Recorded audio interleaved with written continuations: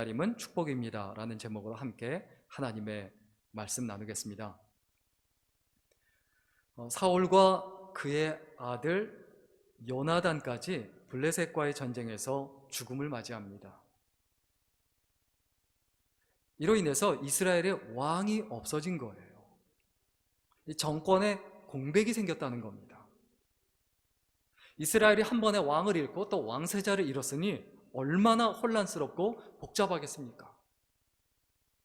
블레셋이 언제 쳐들어올지 모르고 그 기세등등한 블레셋이 쳐들어와서 자기들을 언제 죽일지도 모르고 자기를 이끌 그 모든 전쟁에서 이겼던 사울 왕이 없는 그때에 이스라엘 백성들이 뭘 원하겠습니까? 사울을 대체할 만한 그런 왕을 기다리겠죠. 그런데 여기서 당연히 다윗이 나서야 되는데 나서질 않습니다. 기다립니다. 사실 13년 전에 이미 사무엘 선지자에게 10대 시절에 하나님 앞에 사무엘 선지자를 통해서 기름 부음을 받았습니다. 공포의 대상이었던 골리앗을 쓰러뜨린 사람이에요. 많은 전쟁에서 이기고 혁혁한 공을 세웠던 사람이에요. 그리고 전쟁에 능하고 자기의 분신과 같은 부하들이 600명이나 있었습니다. 이 정도 되면, 이 정도 능력이 되면 내가 이스라엘의 왕이다 하고 전면에 나서야도 되는데 그렇게 하질 않습니다. 그냥 기다립니다. 왜 내가 왕이다라고 말해도 되는데, 그렇게 드러나도 되는데 드러나지 않고 왜 그 자리에 멈춰 있었을까? 다윗은 왜 기다림을 선택했을까? 우리가 이 부분에서 깊이 고민하고 배워야 합니다. 먼저 가장 중요한 거, 다윗의 그 기다림은 무엇을 의미하냐? 하나님의 시간에 맞추기 위함이에요. 나의 시간이 아니고 이스라엘의 시간이 아니고 하나님의 시간이에요. 우리가 기다리는데 그 기다림이 무엇을 위한 기다림이어야 되냐? 하나님의 때를 기다리기 위한 기다림이어야 돼요. 그러면 그것은 축복이 돼요. 내가 이 세상에서 그냥 막연하게 기다리면 안 돼요. 하나님의 때에 맞추기 위해서 기다릴 줄 알아야 돼요. 이것을 증명하는 말씀이 바로 오늘 1절입니다. 우리 1절 말씀 같이 읽겠습니다. 같이 읽습니다. 시작. 그 후에 다윗이 여호와께 여쭈어 아뢰되 내가 유다 한 성읍으로 올라가리이까? 여호와께서 이르시되 올라가라. 다윗이 아뢰되 어디로 가리이까? 이르시되 헤브론으로 갈지니라. 다윗이 부하들 600명 그리고 그의 가족들 한 2,000명, 3,000명은 됐을 거라고 봅니다. 어린아이들까지, 여자들까지 다 합치면 그 많은 사람들을 데리고 블레셋 땅 시글락에 있었어요. 사울 왕을 피해서 시글락에 있었는데 사울 왕이 죽었어요. 자기를 대적할 만한 사람이 없어요. 이미 이제 이스라엘에서 최고예요.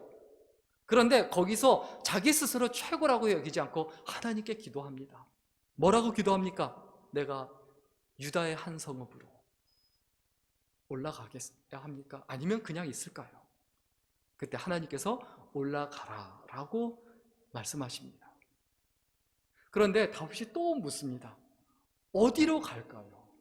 어디로 갈까요? 정확하게 묻습니다. 헤브론으로 가라. 하나님의 인도하심과 하나님의 응답은 어떻습니까? 구체적이에요. 막연하지 않아요. 하나님, 내가 어느 교회에서 충성하고 봉사할까요? 아무 교회나 가서 봉사하고 충성해, 이러지 않아요. 아무 교회가 어디 있습니까? 구체적으로 어느 교회, 명확하게 어느 자리, 어느 위치 구체적으로 응답하시고 인도하세요. 우리가 우리 교회에 왔어요. 이 교회에 왔어요. 이건 하나님의 인도하심이에요. 하나님의 역사하심이에요. 그냥 내 발로 걸어왔다라고 생각하면 안 된다는 겁니다. 다윗은 이스라엘이 이와 같이 가장 중요한 시기에 어떠한 사람으로 나타납니까? 전쟁에 능한 사람, 용기 있는 사람, 배짱 있는 사람, 그런 사람으로 나타나기 전에 이 사람이, 다윗이 하나님 앞에 기도하는 사람으로 나타나고 드러납니다. 어려운 때일수록 우리가 다른 사람들 앞에, 세상 사람들 앞에, 예수 믿는 사람들 앞에 어떤 사람으로 우리가 나타나고 드러나야 합니까? 기도하는 사람이에요. 하나님께 매달리는 사람이에요. 하나님께 의지하는 사람이에요.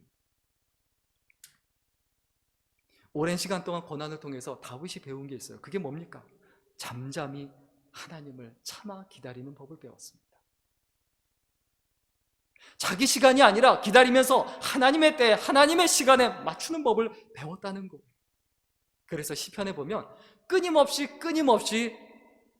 다윗이 뭐라고 고백합니까? 시편 62편 1절 말씀 같이 읽겠습니다. 시편 62편 1절입니다. 같이 읽습니다. 시작. 나의 영혼이 잠잠히 하나님만 바라며 나의 구원이 그에게서 나오는도다. 내가 어렵습니다. 내가 힘듭니다. 내가 답답합니다. 그러나 내가 잠잠히 하나님만 바라봅니다. 고난을 통해서 다윗이 배운 게 있어요. 잠잠히 하나님을 바라보고 하나님을 기다리는 거예요. 또 5절에 뭐라고 말합니까? 시편 62편 5절 같이 읽겠습니다. 시작. 나의 영혼아 잠잠히 하나님만 바라라. 무릇 나의 소망이 그에게서 나오는도다. 나의 소망이 그로부터 나오는도다. 올라갈 때가 있으면 내려갈 때 있고, 내려갈 때가 있으면 올라갈 때가 있다라는 걸 배웠습니다. 하나님께서 나를 낮추시기도 하고 높이시기도 한다는 것을 고난을 통해서 배웠어요. 그래서 하나님 앞에 이 다윗이 정말 고백하고 또 고백하고 또 고백하는 게 뭡니까? 불평하지 말아라. 시편 37편 7절 말씀 같이 읽겠습니다. 시작. 여호와 앞에 잠잠하고 참고 기다리라. 자기 길이 형통하며 악한 꾀를 이루는 자 때문에 불평하지 말지어다. 꾀를 부리고 잔꾀를 부리고 인간적인 수단과 방법으로 자기 목적을 성취해가는 그 사람들을 부러워하지 말아라. 하나님께서 복을 주시고 은혜를 주시는 것에 비하면 아무것도 아니다. 기다림이 축복이 되려면 무조건 참고 인내하는 것이 아니라 기다리면서 기도해야 돼요. 기도하기 위한 기다림이 돼야 된다는 거예요. 그런데 하나님께서 그 많은 성읍 중에 왜 하필 헤브론으로 가라고 하셨을까요? 구체적으로 헤브론이라고 말씀하셨어요. 왜 헤브론으로 가라고 말씀하셨느냐? 헤브론은 당시 유다 지파 중에 가장 큰 성읍이고 유다 지파의 교통 그리고 무역, 통상의 중심지예요. 상업의 중심지예요. 가장 부유한 땅이에요. 그것이 바로 유다 지파의 수도와 같은 가장 큰 도시예요. 그곳으로 가라고 말씀하셨어요. 그곳으로 가라고 말씀하신 결정적인 이유가 뭡니까? 네가 이스라엘의 왕이 될 것이다 라는 약속이에요. 그 표식을 보여주시는 거예요. 우리 역시 하나님의 인도하심 가운데 있다는 사실을 잊어버리지 말아야 합니다. 중요한 때에 무엇보다도 내가 기도하는 사람이 되고 기도를 통해 하나님의 뜻을, 하나님의 마음을 파악하는 사람이 되어야 합니다. 이때 다윗이 어떻게 합니까? 하나님의 음성을 듣고 그대로 정확하게 순종해요. 우리 오늘 보면 2절과 3절 말씀 같이 읽겠습니다. 2절과 3절입니다. 같이 읽습니다. 시작. 다윗이 그의 두 아내 이스라엘 여인 아히노함과 갈멜 사람 나발의 아내였던 아비가일을 데리고 그리로 올라갈 때에 또 자기와 함께 한 추종자들과 그의 가족들을 다윗이 다 데리고 올라가서 헤브론 각 성읍에 살게 하니라. 자, 헤브론 성읍으로 이주하는데 이주한다라는 것은 무엇을 의미할까요? 한 사람도 빠짐없이 다 옮겨가야 돼요. 수천 명을 데리고 그 중에 분명히 시글락 땅에 자리를 잡고 거기에 자기 재산도 있고 집도 있고 놓치지 않은 곳들이 분명히 있을 거예요. 그런데 그곳에 있겠다고 말하는 사람이 있을 수 있겠지만 모두 다 설득해서 한 사람도 빠짐없이 다 데리고 갑니다. 시글락의 자리를 잡았지만 그 블레셋의 그 화려한 문화, 시글락 땅의 그 안정된 것, 정착하고 있는 그 모든 것들을 다 내려놓고 포기해야 돼요. 하나님께서 가라는 곳에 하나님의 명령에 순종한다는 것은 무엇을 의미합니까? 지금 있는 자리에서 다 내려놔야 돼요. 포기해야 돼요. 내가 하나님 앞에 충성하고 내가 헤브론 땅에 가고 내가 유다 지파의 왕으로서 이스라엘의 왕으로서 하나님 나라를 일궈가는 하나님 나라를 확장하는 사람으로서 순종하려면 내가 내려놔야 될 것이 있어요. 지금까지 쌓아왔던 거예요. 내가 분토와 같이 버려야 될 것이 있어요. 내 생각, 내 습관, 내가 가지고 있는 이런 세상적인 것들을 내려놓고 버리지 않으면 헤브론으로 절대 갈 수가 없습니다.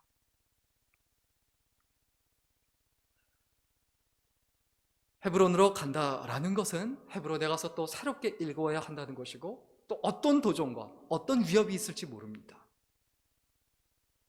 그것은 분명히 하나의 두려움이지만은, 그러나 믿음의 사람에게는 두려움보다는 그게 설렘이에요. 하나님께서 어떻게 역사하실지 보자. 믿음의 사람은 고난이 오고 어려울 때에 두렵기보다는 설렘이 먼저 찾아와요. 또 하나님께서 어떻게 역사하실까? 또 하나님께서 어떻게 인도하실까? 이것을 경험하고 체험해야 합니다. 그리고 또한 더 나아가서 다윗의 기다림은 무엇을 의미합니까? 다른 사람, 유다 지파, 특별히 다른 사람과 유다 지파의 때에 맞출 줄 아는 축복이에요. 다윗이 기다릴 줄 알았다라는 건 복을 받은 거예요. 어떤 복입니까? 하나님께 맞출 수 있는 능력이 된다는 거예요. 그리고 다른 사람에게 맞출 수 있는 능력이 된다는 거예요. 리더의 역할을 하면서 이 부분이 참 어렵습니다. 요구가 다 다르거든요. 생각하는 게 다 다르거든요. 그리고 그 생각이 옳고 맞다라고 생각이 된다면 그대로 맞추겠는데 아닌 경우가 너무 많거든요. 그런데 다윗은 유다 지파에게 맞출 줄 알았습니다. 4절 말씀 같이 읽겠습니다. 오늘 보면 4절 말씀입니다. 같이 읽습니다. 시작. 유다 사람들이 와서 거기서 다윗에게 기름을 부어 유다 족속의 왕으로 삼았더라. 자, 그냥 헤브론으로 갔어요. 내가 왕이 되겠다고 한 것도 아니고 어떻게 될지 몰라요. 그냥 이주를 한 것뿐이에요. 내가 유다 지파 사람이니까 자기가 그곳에 간 거예요. 하나님께서 가라고 하시니까 그냥 간 거예요. 그런데 가자마자 어떤 일이 벌어집니까? 유다 지파 사람들이 와서 어서 오십시오 하고 왕으로 바로 옹립합니다. 우리는 서로 준비된 만남을 가져야 합니다. 다윗은 왕이 될 준비를 갖춘 사람이고요, 유다 지파는 그 다윗을 왕으로 맞이할 준비가 된 사람들이에요. 준비된 만남은 축복이 되지만 준비되지 않은 만남은 서로에게 다 저주가 되고 고통이 되고 괴로움이 돼요. 내가 결혼할 사람을 만나고 같이 동역할 사람을 만나고 같이 사업할 사람을 만나고 모두가 마찬가지예요. 준비된 두 사람이 만나야 그게 축복이 되지, 한 사람이라도 준비가 안 돼 있으면 그것은 무조건 고통이 되고 무조건 괴로움이 됩니다. 이스라엘이 정치적 혼란기에 접어들었을 때 유다 족속은 왜 다윗을 왕으로 세웠을까? 왕위로 왜 옹이했을까? 물론 유다 지파의 그 베들레헴 출신이라는 것, 다윗이 유다 지파 베들레헴 출신이라는 것도 작용할 수 있었겠지만 가장 큰 이유가 있었어요. 가장 큰 이유. 그게 뭐냐? 사무엘상 30장 26절입니다. 우리 전에 이 부분을 같이 메시지 생각해 본 분들은 기억하겠지만 우리 사무엘상 30장 26절 같이 읽겠습니다. 시작. 다윗이 시글락에 이르러 전리품을 그의 친구 유다 장로들에게 보내어 이르되 보라, 여호와의 원수에게서 탈취한 것을 너희에게 선사하더라 하고. 자, 시글락에 살고 있다가 아기스 왕, 블레셋 왕 아기스하고 같이 이스라엘과 전쟁으로 가야만 하는 상황이 됐어요. 그런데 하나님께서 막으셔서 돌아가게 만들었죠. 돌아와 보니까, 시글락에 돌아와 보니까 어떤 일이 벌어집니까? 아말렉 족속이 쳐들어와서 모든 재산을 싹 다 훑어가고 처자식 아이들까지 전부 포로로 잡아갑니다. 아무것도 없어요. 그래서 하나님의 은혜로 그들을 쫓아가서 다 찾아오고 오히려 그들이 소유한 전리품까지 얻어가지고 옵니다. 그 전리품이 얼마나 많았겠습니까? 그런데 그 전리품을 다 나눠주는데 누구한테까지 나눠줍니까? 방금 읽은 대로 사무엘상 30장 26절에 그의 친구 유다 장로들에게 보내어 이르되. 유다 장로들이 뭐 그렇게 한 게 없어요. 역할을 한 게 없어요. 근데 친구라고 생각을 하고 여기고 친구라고 결정을 하고, 그렇기 때문에 친구이기 때문에 그냥 나눠줘요. 아무 조건 없이 나눠줘요. 우리가 하나님 앞에 늘 기억해야 합니다. 뭐가 우리한테 결국 남습니까? 남에게 준 것이 결국 나한테 남기 마련입니다. 내가 가지고 있는 것이 나한테 남는 게 아니에요. 다른 사람에게 준 것, 은혜를 베풀어 준 것, 그게 나한테 남아요. 우리는 늘 생각하고 계산해야 합니다. 누구한테 받을 것 계산하지 마시고요. 내가 누구한테 무엇을 줄 수 있을까를 고민할 수 있는 것, 이게 믿음이에요. 이게 신앙의 사람이에요. 사실 이때가 물질적으로 사실 정말 한 푼이 아까운 때였어요. 시글락에 있으면서 수천 명을 먹여야 되는 그런 상황에 있었어요. 그런데 헤브론뿐만이 아니라 여기저기 다 쪼개고 나눕니다. 부하들에게 나눠주고, 자기 혼자 독식하고 같지 않아요. 다 나눠줘요. 사람들이 무엇을 생각하겠습니까? 다윗은 진짜다. 소유욕에 빠져있는 사람이 아니라, 욕심에 빠져있는 사람이 아니라 베풀어주고 나눠주는 사람이구나라는 인정이 있는 거예요. 그 인정을 받은 거예요. 자연스럽게 왕이 될 수밖에 없죠. 이런 상황에서 우리가 여러 가지 축복을 누릴 수 있지만, 다른 사람에게 베푸는 삶을 살다 보면 그것이 결국 나한테 돌아옵니다. 그리고 우리가 꼭 기억해야 될 부분이 있습니다. 사무엘상 30장 31절입니다. 우리 같이 읽겠습니다. 시작. 헤브론에 있는 자에게와 다윗과 그의 사람들이 왕래하던 모든 곳에 보내었더라. 구체적으로 보내죠. 헤브론에 보냅니다. 부유한 땅이지만 그곳에도 보내요. 다윗과 그의 사람들과 왕래하던, 교류하던 모든 사람에게 자기 혼자 독식하지 않고 다 보내요. 내가 목숨 걸고 전쟁을 해서 내가 구해왔다, 뺏어왔다, 얻어왔다 이렇게 말하고 주장하면서 자기 혼자 갖지 않고 다 나눠줍니다. 그래서 하나님께서 어느 곳에 가라고 하십니까? 헤브론으로 가라. 왜? 네가 그곳에 뿌렸고 네가 그곳에 심은 곳이다 라고 얘기하는 거예요. 여러분, 우리가 심지 않은 곳에서 거두려고 하지 말아야 돼요. 심은 곳에서 거둘 수 있는 거예요. 뿌린 곳에서 거둘 수 있는 거예요.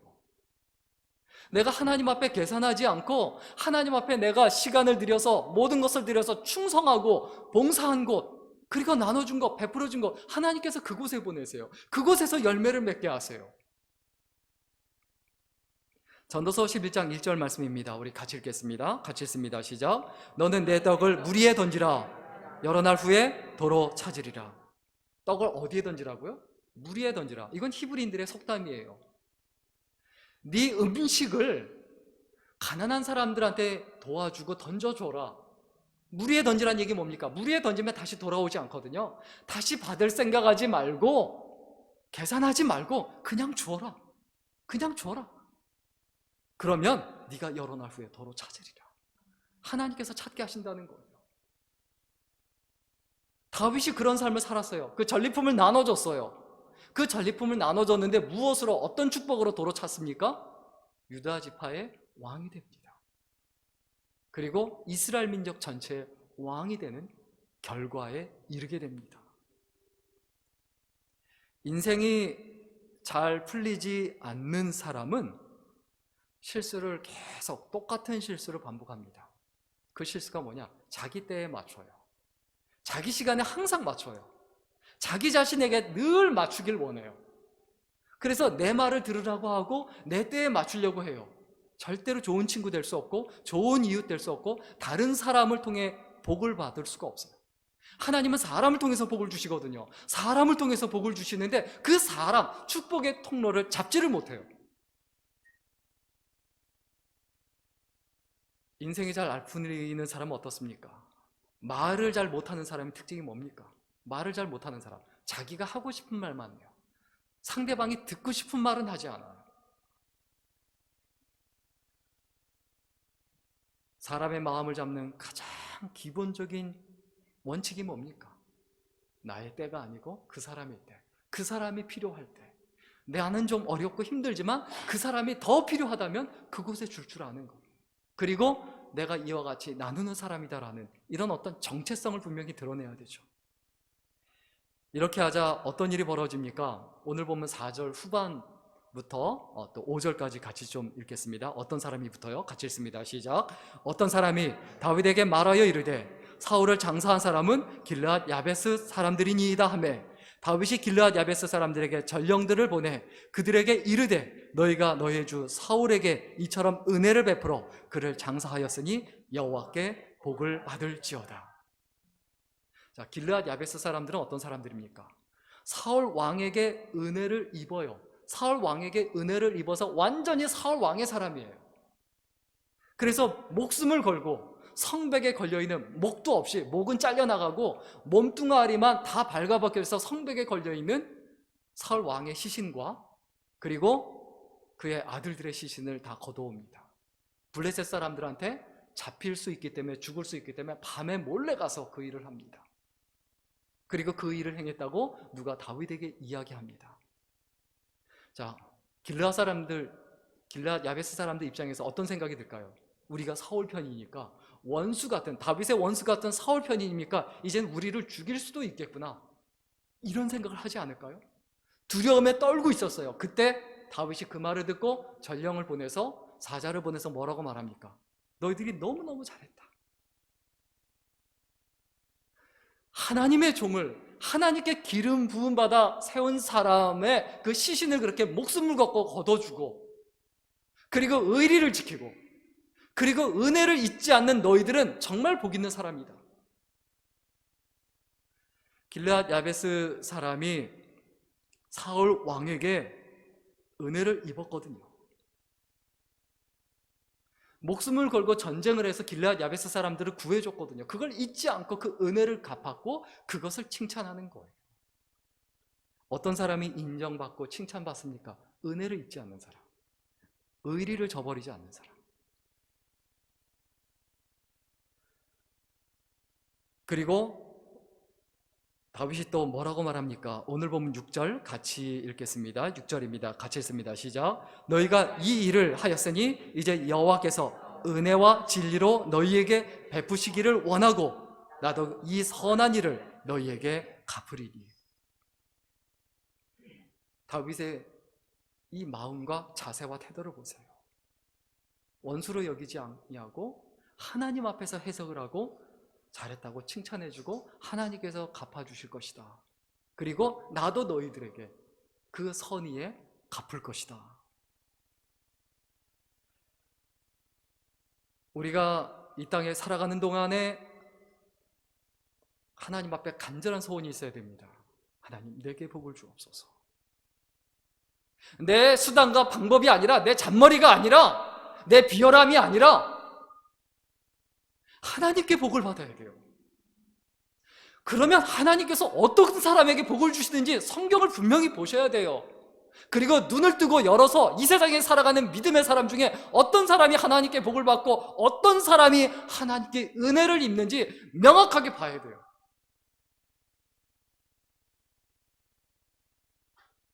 오늘 본문 7절 말씀 같이 읽겠습니다. 다윗이 길르앗 야베스 사람들에게 복을 줍니다. 같이 읽겠습니다. 시작. 이제 너희는 손을 강하게 하고 담대히 할지어다. 너희 주 사울이 죽었고 또 유다 족속이 내게 기름을 부어 그들의 왕으로 삼았음이니라 하니라. 뭐라고 말합니까? 두려워하지 말고 떨지 말고 나하고 한편이 되자. 한편이 돼서 정말 하나님의 백성답게, 하나님의 사람답게 살아보자. 이렇게 약속을 하고 이야기합니다. 바로 이것을 통해서 통일 왕국 이스라엘을 통일할 수 있는 초석을 세웁니다. 신앙인이 절대로 놓치지 말아야 될 자질이 뭡니까? 바로 이런 의리예요.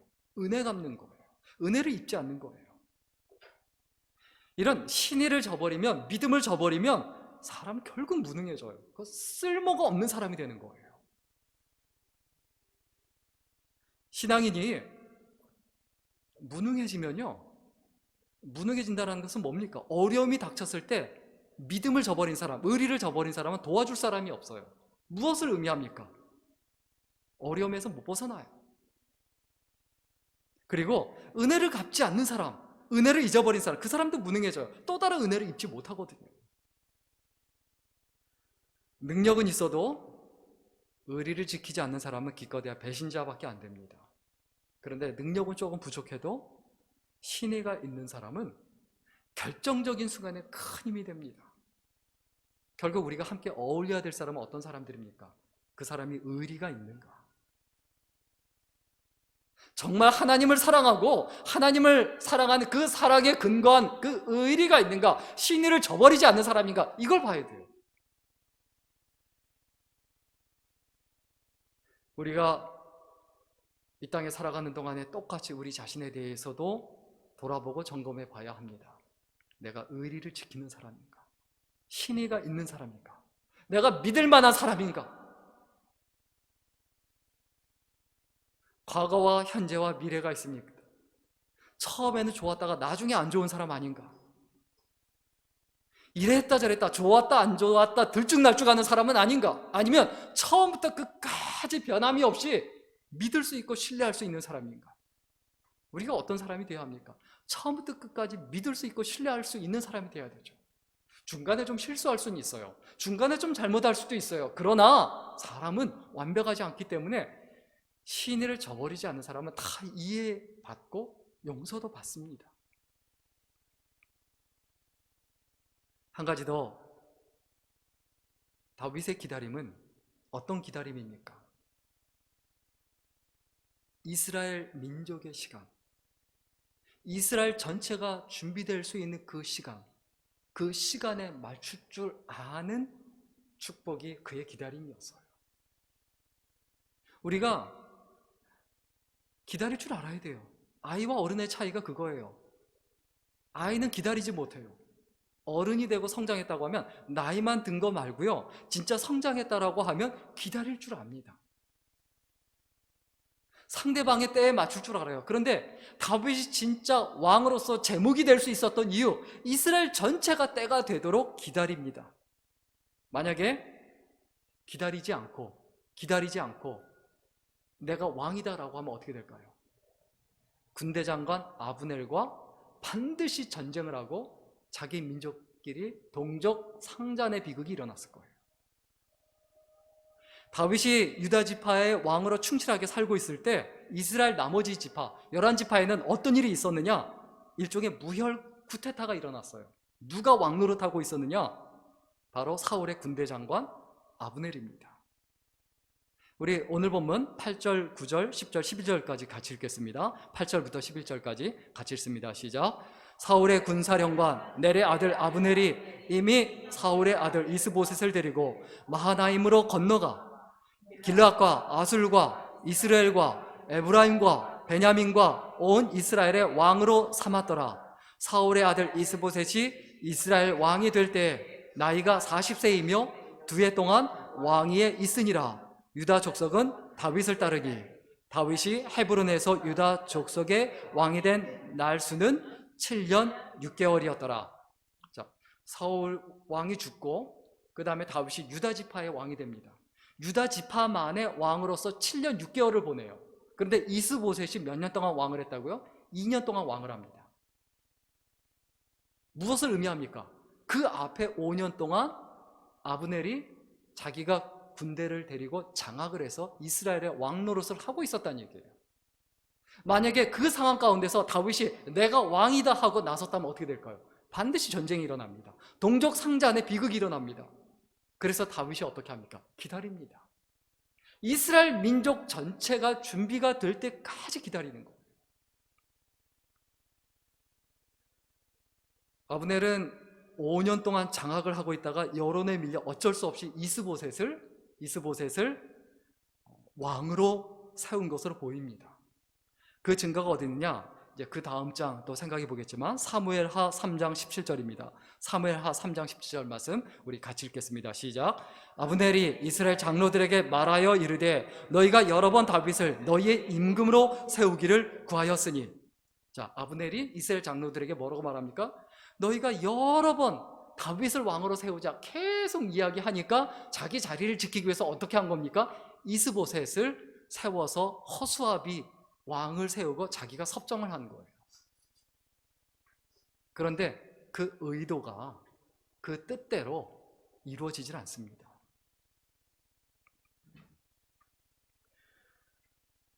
다윗은 한 해 두 해도 아니고 7년 6개월을 기다립니다. 이게 그릇이에요. 이게 큰 그릇이에요. 결국 하나님께 이와 같이 순종하고 기다리자 어떤 일이 벌어집니까? 물론 오늘 본문은 아니지만 우리 사무엘하 3장 1절 같이 읽겠습니다. 사무엘하 3장 1절입니다. 같이 읽습니다. 시작. 사울과 집과 다윗의 집 사이에 전쟁이 오래매 다윗의 집은 점점 강하여 가고 사울의 집은 점점 약하여 가니라. 사울의 집과 다윗의 집 사이에 전쟁이 오래됐다. 7년 6개월 동안 진행이 됐다. 그런데 다윗은 점점 강해져 갔다. 그리고 사울은 점점 약해져 갔다. 이게 하나님의 역사하심이고 그리고 인도하심입니다. 오늘 말씀 정리하고 마치겠습니다. 다윗의 기다림이 모두에게 축복이 되었듯 나의 기다림도 다른 사람들에게 축복이 되도록 해야 합니다. 내가 신앙생활 한다라는 것은 기다리는 거예요.